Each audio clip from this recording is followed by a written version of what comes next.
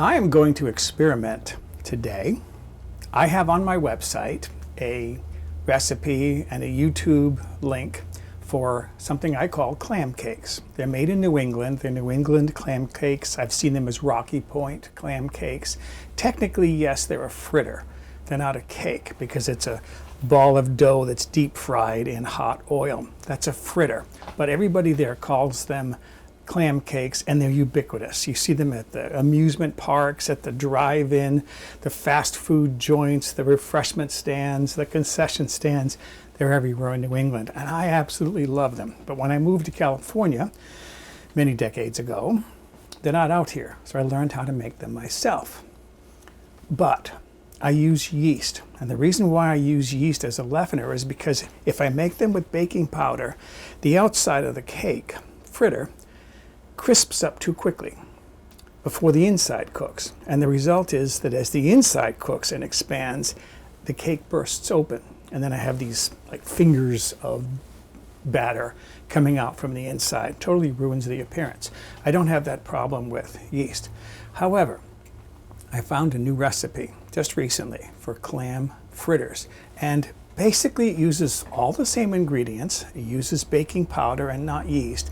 But the big important difference is there are eggs in it. And I'm wondering, would the eggs give me the elasticity that I need for the cake to cook in hot oil without bursting open? So that's what I'm going to experiment with today. So let's make clam fritters. So what I have here is 10 fluid ounces, which is roughly 1 1/3 cups, or 300 milliliters of clam juice, or clam broth. This is 3 large eggs that I've beaten well. And then for flour, I have 11 ounces by weight, 312 grams of flour. This would be roughly 2 cups scooped or 2 1/3 cups sifted. Volume varies with flour depending on how you measure it. Then I have 2 teaspoons of baking powder, 1/2 teaspoon of salt, and then between 1/4 and 1/2 of a teaspoon of pepper. I like pepper in this recipe. I think they taste good in the clam cakes or clam fritters. Mix this up well. And as you can see, what you end up with is more of a batter than a dough.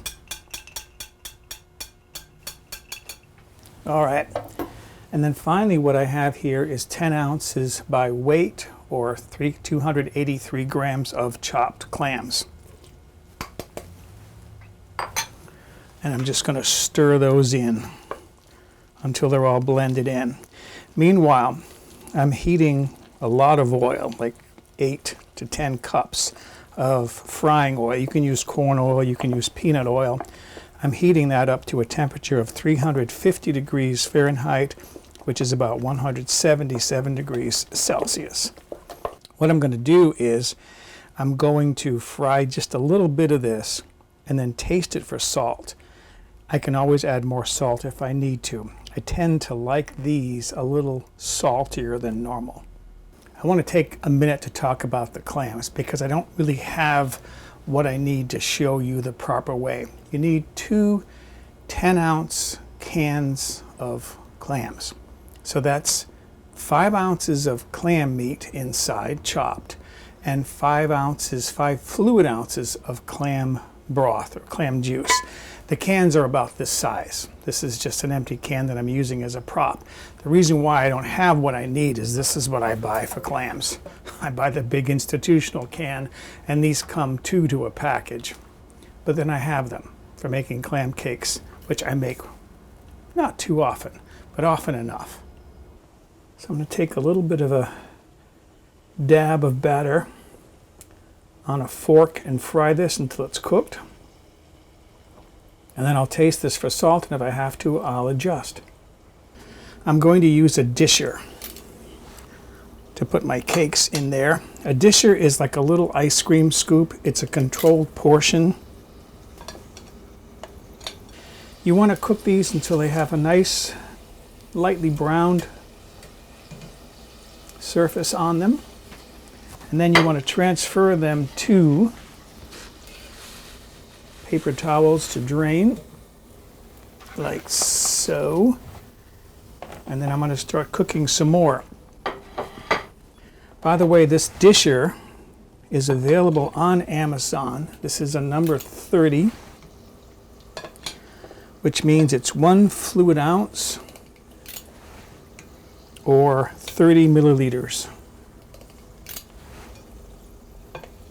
I use this when I make cookies as well because it's a nice controlled portion and everything comes out about roughly the same size. And you want to cook these maybe half a dozen at a time. You don't want to crowd the pan. These here are the last of my clam fritters. As far as how long these cooked, they cooked for 6 minutes and they tend to turn themselves over, but you can check them every 2 or 3 minutes and then use your spider or strainer to kind of turn them over if they need to be turned over.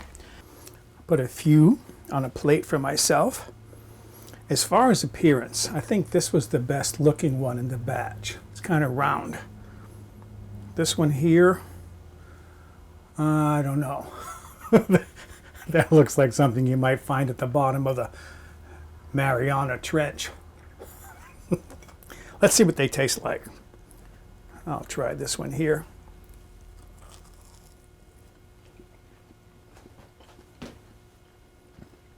Not bad.